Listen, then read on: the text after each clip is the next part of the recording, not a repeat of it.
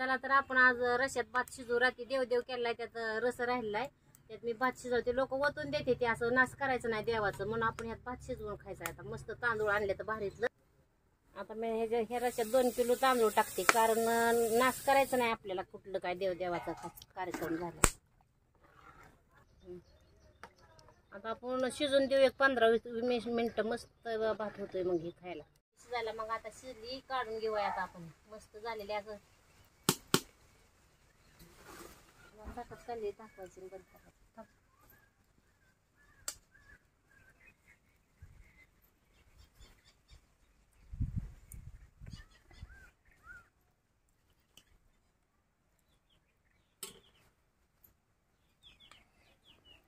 छान बिर्याणी झालेली आहे. ही देवाचं कडण राहिलं होतं रस, त्यात आम्ही बिर्याणी बनवली. आम्ही नाश केलेलं नाही, काय सुद्धा ओतून दिलं नाही. असं शिजवून खायचं, नाश करायचं नाही आपण.